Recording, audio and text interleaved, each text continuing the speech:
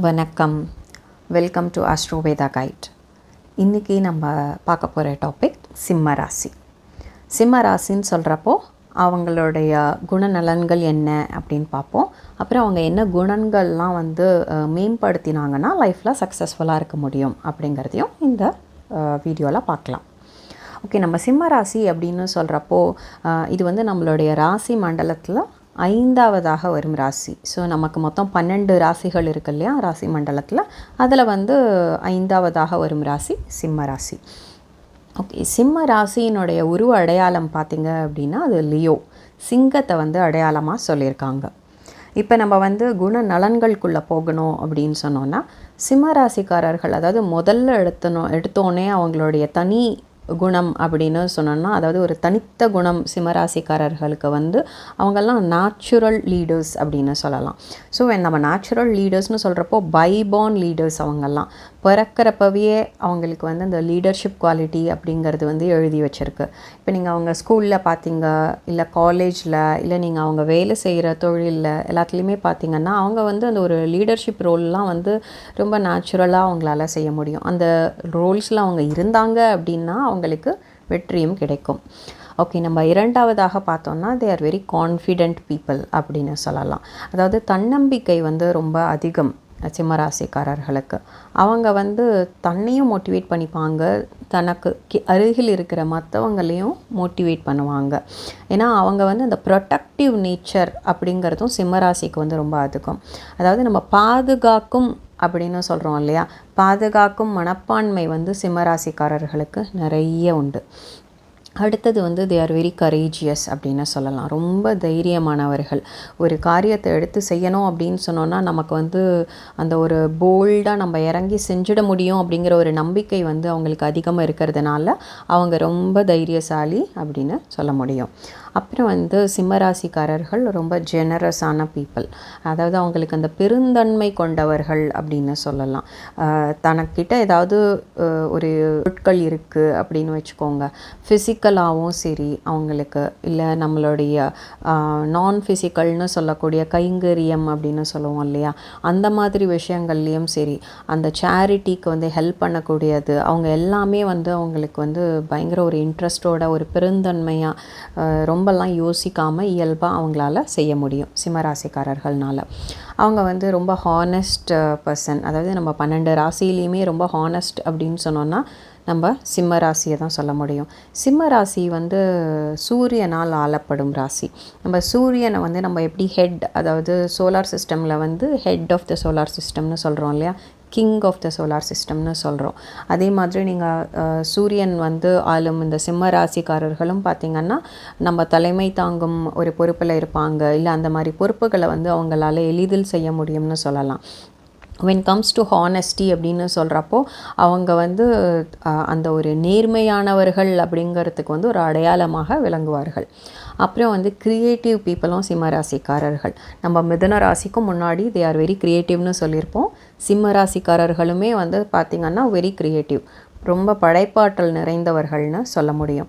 அவங்களால out of box think பண்ணி ஒரு யுனிக் சொல்யூஷனை ஒரு டேபிளுக்கு கொண்டு வர முடியும் அப்படின்னு சொன்னோன்னா அது சிம்ம ராசிக்காரர்களால் முடியும். அப்புறம் அவங்க நம்ம முன்னாடி சொன்ன மாதிரி மற்றவங்களை ஊக்குவிக்கும் ஒரு குணம் சிம்மராசிக்கு உண்டு. அதாவது சிம்மராசிக்காரர்கள் தான் மட்டும் ஜெயிச்சா போதும் அப்படின்னு நினைக்காம அவங்க சுற்றி உள்ள அவங்களுக்கு ஃப்ரெண்ட்ஸாக இருக்கட்டும், இல்லை கலீக்ஸாக இருக்கட்டும், இல்லை அவங்க ஃபேமிலி மெம்பர்ஸாக இருக்கட்டும், ஸோ எல்லாரையுமே மோட்டிவேட் பண்ணக்கூடிய ஒரு ராசி சிம்ம ராசிக்காரர்கள். உயர்ந்த லட்சியம் கொண்டவர்கள்னு சொல்லலாம். ஏன்னா அவங்களுக்கு இந்த ஹை கோல்ஸ் அப்படிங்கிறது ஆல்வேஸ் நீங்கள் பார்த்தீங்கன்னா அவங்களுடைய இலக்கை அச்சீவ் பண்ணுறதுக்கு ஒரு படி மேலே தான் வச்சுருப்பாங்க. ஸோ அதனால் உயர்ந்த லட்சியம் கொண்டவர்கள்னு சொல்ல முடியும் நம்ம. இதெல்லாம் சிம்ம ராசிக்காரர்களுடைய சிறந்த குணநலன்கள்னு பார்க்குறோம் இல்லையா. இது மாதிரி நம்ம எல்லா ராசிக்குமே ஒரு சிறந்த குணம் அப்படின்னு இருக்கிறப்போ அவங்களுக்கு எந்த குணங்கள்லாம் மேம்படுத்தினாங்கன்னா லைஃப்பில் சக்ஸஸ்ஃபுல்லாக இருக்க முடியும் அப்படிங்கிறதையும் பார்த்துட்டு வந்துட்ருக்கோம். ஸோ அதே மாதிரி இன்றைக்கி நம்ம முதல்ல பார்க்குறது சிம்ம ராசிக்காரர்களுக்கு ஈகோ. அதாவது சிம்ம ராசிக்காரர்கள் ரொம்ப ஈகோயிஸ்டிக் பர்சன் அப்படின்னு சொல்ல முடியும். ஈகோயிஸ்டிக்னு சொல்கிறப்போ இது தான் அப்படிங்கிற அந்த தான்கிற எண்ணம் வந்து ஃபஸ்ட்டு கொஞ்சம் வந்து நிற்கும் அவங்களுக்கு. அதாவது தன்னை பற்றி கொஞ்சம் பெருமையாக ஒரு இடத்துல வந்து யாராவது சொல்லலை அப்படின்னு சொன்னோன்னா அவங்களுக்கு வந்து அதாவது மற்றவங்களை யாராவது பெருமையாக சொன்னாலும் அந்த இடத்துல அந்த ஈகோ அப்படிங்கிறது வந்து கொஞ்சம் அவங்களுக்கு வந்து வெளியில் வந்து காமிக்கும். அடுத்தது வந்து ப்ரைட் அப்படின்னு சொல்லலாம். தற்பெருமை வந்து கொஞ்சம் அதிகம் சிம்மராசிக்காரர்களுக்கு.